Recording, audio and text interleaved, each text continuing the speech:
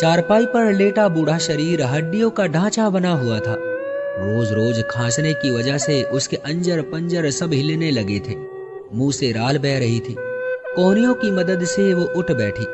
मैला कुचला लिहाफ उसने अपने ऊपर से हटाया और कमीज के पल्ले से राल साफ करने लगी। इतनी परेशानी के बाद हाथ थर थर कांप रहे थे। वो जिस कमरे में लेटी हुई थी वो कमरा उसके गुजरे हुए कल का आईना था।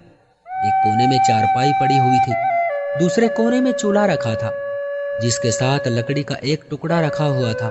चारपाई के बिल्कुल सामने दीवार पर आईना लगा हुआ था जो जगह जगह से खुरचा हुआ था, जिसमें शक्ल भी खूब ध्यान करने के बाद नजर आती थी। एक तरफ दीवार पर कीले ठोककर कपड़े लटकाए गए थे। कपड़ों के बिल्कुल नीचे लकड़ी का एक पुराना संदूक रखा हुआ था जिसका ताला कब का टूट चुका था। औरत खांसते खांसते थक कर वापस लेट गई।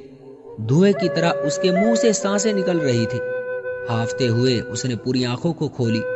इतने में बाहर से छोटे से आंगन के कोने पर बने एक बाथरूम का दरवाजा खुला और अंदर से एक लड़की निकली। वो चादर के पल्लू से मुंह पोंछते हुए उसी कमरे की तरफ आ रही थी। बूढ़ी औरत ने थोड़ा सर उठाकर उसे देखने की कोशिश की। वो अंदर कमरे में आकर सीधे आईने की तरफ बढ़ी। बिल्कुल सफेद रंग के साथ लंबे लंबे बाल कमर पर बिखेरे आईने के सामने खड़ी हो गई। वो एक बहुत ही अच्छे नैन नक्श वाली लड़की थी। उसने जालजट का लाल सूट पहन रखा था। लाल रंग के सूट में वो बिल्कुल लाल गुलाब लग रही थी। वो गुलाब जो अपने आखिरी दिन गुजारने के बाद बिखर जाता है या रंग बदल कर सूख जाता है। पलंग पर लेटी बूढ़ी औरत की नजर उसके कपड़ों से फिसलती हुई उसके चेहरे तक गई। आईने में एक नजर देखने के बाद वो गुनगुनाते हुए वापस आई और उस लकड़ी के संदूक की तरफ बढ़ी और संदूक का ढक्कन खोलकर उसने अंदर से एक पुराना पर्स निकाला और वापस आईने की तरफ बढ़ी। अब वो आईने में देखते हुए काजल लगा रही थी। फिर उसने खुशबू छिड़की। छोटे से कमरे में धीमी सी खुशबू फैल गई। ये खुशबू कहाँ से आई? चारपाई पर लेटी बूढ़ी औरत ने आहिस्ता से कहा, बताया तो था आपको, ये सब सामान हमारी दीदी ने लेकर दिया है, वो जहां मैं कपड़े सीने जाती हूँ। वो कह रही थी साफ सुथरी होकर आना। और हाँ, और तुम लेटी रहो, ज्यादा बोलोगी तो खांसने लगोगी। आज आते हुए तुम्हारी खांसी की दवा लेकर आऊंगी। ये कहते हुए उसने कील पर लटके कपड़ों के साथ लटका हुआ पर्स उठाया और बाहर निकल गई। पीछे चारपाई पर लेटे शरीर की आंखों में झांको तो कयामत सी नजर आ रही थी। पलकों के पार से एक पुराना मंजर धीरे धीरे आंखों के रास्ते बाहर निकला और झुर्रियों वाले चेहरे पर बह गया। सच है कि अपनी बोई फसल काटने का समय आसान नहीं होता। वो अपने माँ बाप की इकलौती औलाद थी। उसके बाबा उसके बचपन में ही चल बसे और पीछे रह गई इस लड़की की माँ। बाबा के जाने के बाद उसकी माँ ने उसे पाला। 2 सतूनों पर खड़ी छत के नीचे से अगर एक सतून गिर जाए तो छत का वजन एक सतून के ऊपर आ जाता है।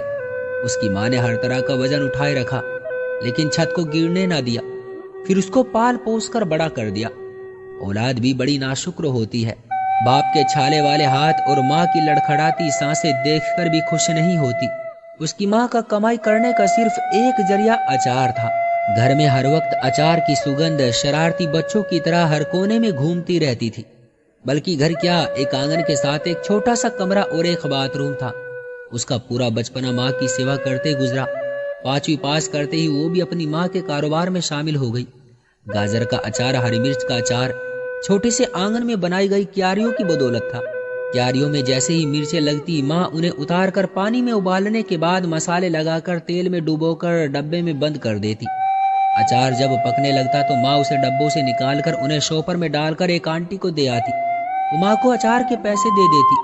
हर हफ्ते की तरह जब रात के 8 बज जाते वो हाथ धोते हुए बड़बड़ाती, इतनी मेहनत में मुझे क्या मिलता है? सिर्फ 2 वक्त की रोटी और मसालों की बू जो हर वक्त मुझसे चिपटी रहती है। इन दिनों जब माँ से मिलने घर में कोई भी आता तो उसकी तरफ देखकर एक दफा जरूर ये कहते, ये तुम्हारी लड़की तो बहुत प्यारी है।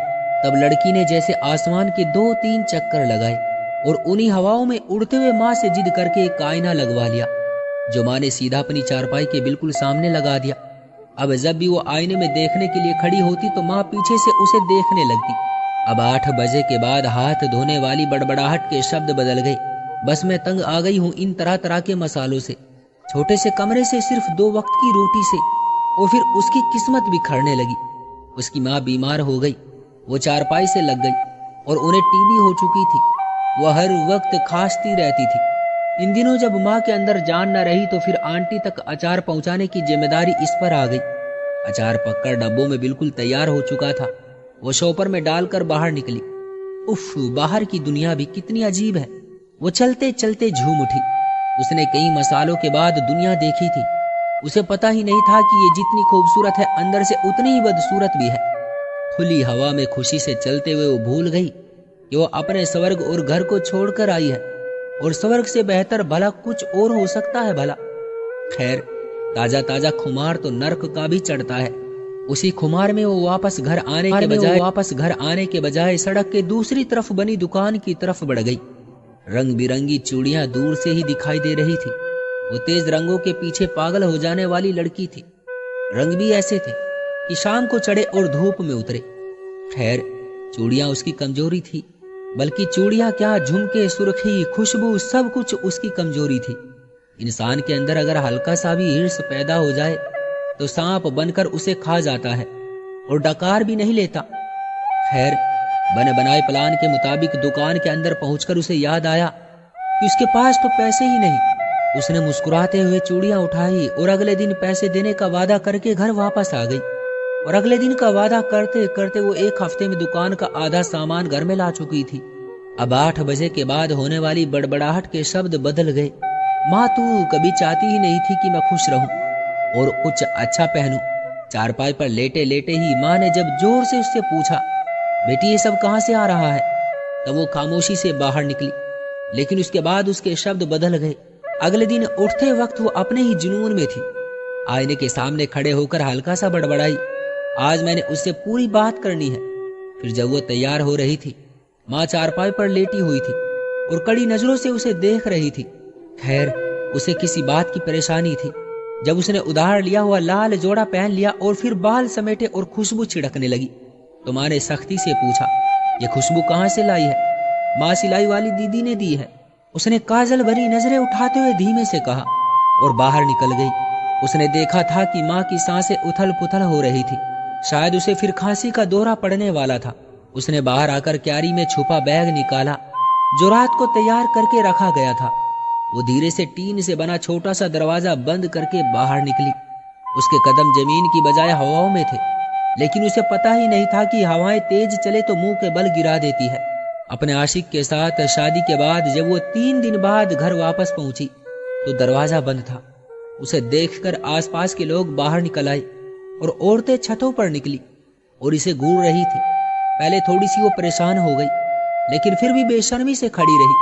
अब क्या लेने आई है? बेशरम माँ को मारकर सुकून नहीं मिला जो अपनी बेशरम शक्ल लेकर फिर आ गई है। और कहीं से आवाज उभरी और चारों तरफ आवाजें गूंजने लगी। लोग एक साथ बोलने लगे। चारों तरफ शोर ही शोर था। वो पीछे हट गई। वापस अपने पति के घर आते हुए उसका दिमाग सुन्न था और दिमाग के पर्दे पर वो आखिरी उथल फुथल सांसें गूंज रही थी। तो माँ मर गई। अब 8 बजे वाली बड़बड़ाहट दिन भर जारी रहती। लंबे लंबे शब्द सिमट कर कुछ शब्दों तक रह गए। तो माँ मर गई। पहले पहले बेयकीनी से ये जुमला मुंह से निकलता, उठते बैठते और फिर सोते जागते। इस तहखाने में 2 साल हो गए और जब उसकी भी बेटी 5 साल की हो गई तो उसका पति एक हादसे में चला गया। तब वो भी अपनी माँ की तरह इसे खुले आसमान तले आ गई। जिंदगी का सबसे कठिन दौर उसने बहुत सब्र से काटा, बिल्कुल ऐसे ही जैसे उसकी माँ ने काटा था। वो दिन भर काम में लगी रहती। उसकी बेटी दिन ब दिन बड़ी होती जा रही थी। खर्चे बढ़ते जा रहे थे। घर के खर्चों ने उसे वक्त से पहले बूढ़ा कर दिया। लेकिन रात को सोते वक्त जब वो बिस्तर पर लेटती तो कहीं से तेज तेज सांसों की आवाज उसे पूरी रात सोने न देती और वो थक हार कर भीगी आवाज में 4 शब्द बोलने लगती कि माँ मर गई है। जैसे जैसे उसकी बेटी की उम्र बढ़ती जा रही थी वैसे वैसे उसके अंदर उसकी माँ की आदतें आती जा रही थी। पहले तो जैसे उसके माथे पर बिल्कुल माँ की तरह सलवटें पड़ गई हो और फिर उसकी आवाज भी बिल्कुल उसी की तरह सख्त हो गई। वो भी बिल्कुल अपनी माँ की तरह आहिस्ता आहिस्ता खाते हुए चारपाई से लग गई। अपनी बेटी को उसने सिलाई कढ़ाई सिखाई थी। वो उसके साथ ही उसे छोड़ने कॉलेज में जाती, लेकिन उसके बीमार होते ही वो अकेले जाने लगी। अब वो अपनी माँ की तरह चारपाई पर खांसती रहती और बेटी तैयार होकर चली जाती। वक्त पलट गया था। और उसकी तरफ देखकर तालियां बजा रहा था। निंदा से, नफरत से, हसरत से। बड़े बूढ़े कहते हैं माँ बाप के साथ किया हुआ सलूक 7 नस्लों तक भुगतना पड़ता है, और वो भी बिल्कुल अपनी माँ की तरह सहमी हुई छत की कड़ियां गिनती रहती। उसकी बेटी जब आईने के सामने खड़ी होकर खुशबू छिड़कती तो सारे दर खुलते गए और गुजरे हुए कल का एक जुमला एकदम से उसके मुंह से निकला। जवाब तो उसे पता था, क्योंकि ये वही जवाब था जो अपनी माँ को दे चुकी थी। उसकी सांसें तेज होने लगी, हलक सूखता जा रहा था। कुछ कहने की कोशिश कर रही थी, पर कुछ कहा नहीं जा रहा था। बेटी जब बाहर निकली तो वो कोहनियों के बल बड़ी मुश्किल से थोड़ी ऊंची हुई। सामने आईने पर जब उसकी निगाह पड़ी तो वो खामोशी रह गई। मौत उसके आसपास मंडराने लगी तो टूटे फूटे आईने में आज साफ दिखाई दे रहा था। वो सूरत तो दिखा रहा था, लेकिन सूरत उसमें उसकी नहीं बल्कि उसकी माँ की थी। 3 दिन बाद जब बेटी किसी के साथ वापस आई तो घर का दरवाजा बंद था। मर्द बाहर निकले, औरतें छतों पर निकली। शोर सा बढ़ गया, हवा खामोश हो गई, वही शब्द दोहराए गए। आईने पर एक और कहानी छप गई। तो दोस्तों, ये थी हमारी आज की कहानी। उम्मीद करते हैं कि आपको पसंद आई होगी। आपका क्या कहना है इस कहानी के बारे में, कमेंट करके हमें जरूर बताएं। वीडियो को लाइक करके चैनल को सब्सक्राइब कर लीजिए। मुझे दीजिए अगली वीडियो तक इजाजत। तब तक के लिए धन्यवाद।